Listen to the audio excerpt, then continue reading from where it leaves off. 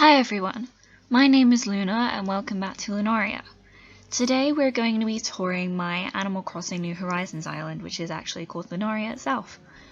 I have been playing New Horizons since July 2020. I've been playing Animal Crossing as a whole since 2013. I restarted New Horizons and this is the game that I've been playing since about April. And it's got quite a lot of cottagecore elements, this island. It's very cozy and has a lot of natural features, but it has darker colors and more grunge colors like black, white, grey, red and purple, which are the main colors. So I hope you'll enjoy this video, and yeah, let's get to it. So this is my map. Pause if you want to take a closer look at it. Yeah, it's not some amazing map to see, but it's alright. And this is the flyover we're going through now. I have a lot of landscaping on my island, as you can see, to kind of fit with the cottagecore aesthetic, and just because I think it's pretty. And yes, this is filmed at a very early time, but don't worry, it wasn't up this early. I'm just filming it at this time on my Switch. And yeah, so here we go. We start with the entrance. And again, we've got kind of grunge elements like the little skull speaker, and the tarot cards are quite, not grunge really, but you know. And I've got a little resting spot back here, which actually leads into a forest, as you'll see.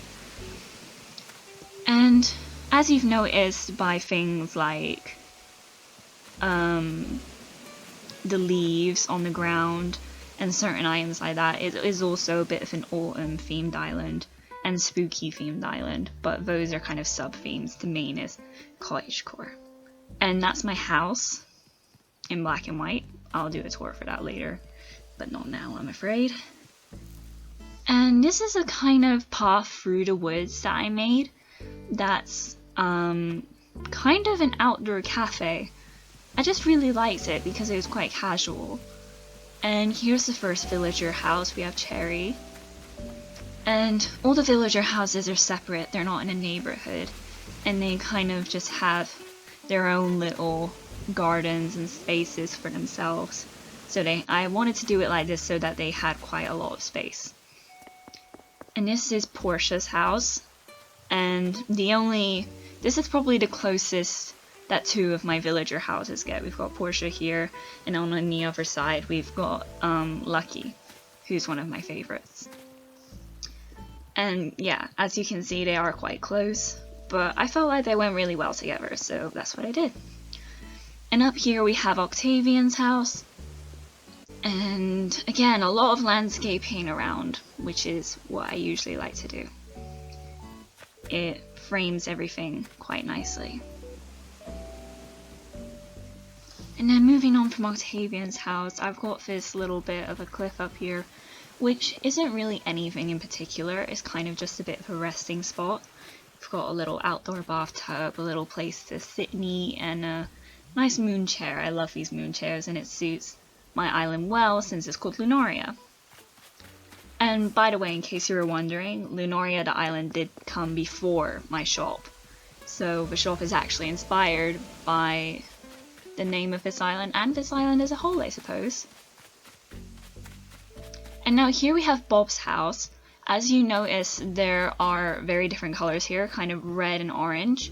This isn't like the theme for most of my island, but I tried to make Bob's house fit this island and it just didn't work very well, so I decided to just make the area fit his house.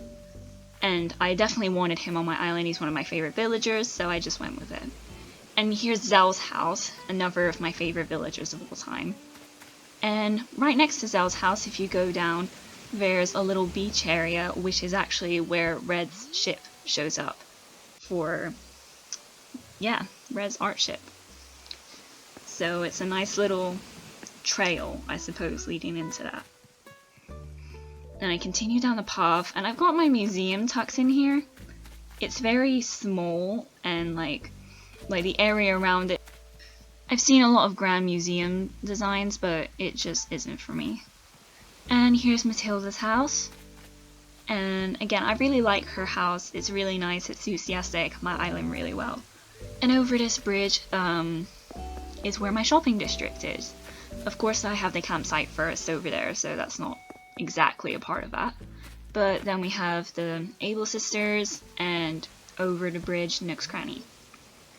So everything's kind of put together here, because even though I like quite a loose structure, I still like the buildings to kind of relate to each other and be near each other in a way. I spent a lot of time making sure all my items fit my theme, so hopefully that shows. And here there aren't actually any bridges across the water, you just kind of leap. And I like it, it's really cute and different. I just like it. And this is the area behind rather Sid's house. And it's kind of, I don't know why, but for his house I kind of went for an arcade theme. So that's kind of what's going on behind there. And over here is Biff's house. I very much wanted to do something that represented him as a character, so it was very sporty since he's my only jock villager.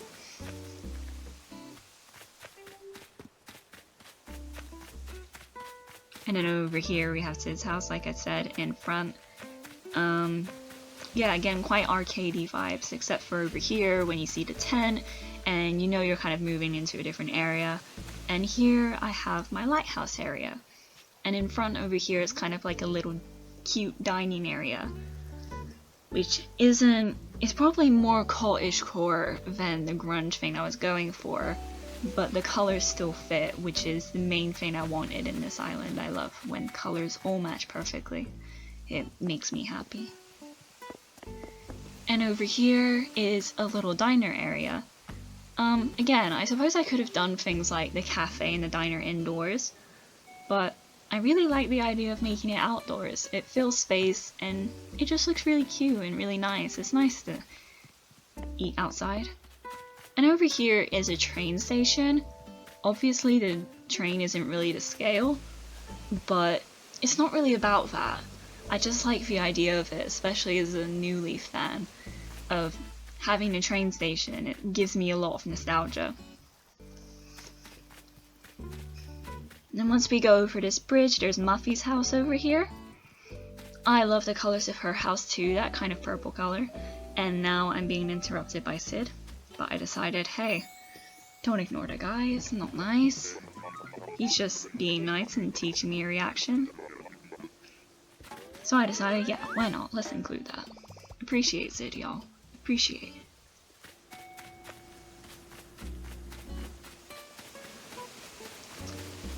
And yeah, so that's just the area outside Muffy's house, and now we're moving to Resident Services. Resident Services is kind of just surrounded by cliffs. I liked there only being one entrance to it. I don't know why, maybe because it's quite a grand building. I wanted quite a nice big entrance to it. And this is another place where I kind of went a bit off color theme and decided to have orange. I have these little jack-o'-lanterns, which I wanted to look like they were floating on the river. So the change in color theme was worth it, because I love it. And now we're back to my entrance. So that is a full loop of Lunaria. I hope you enjoyed. And yeah, goodbye for now. Thank you so much for watching!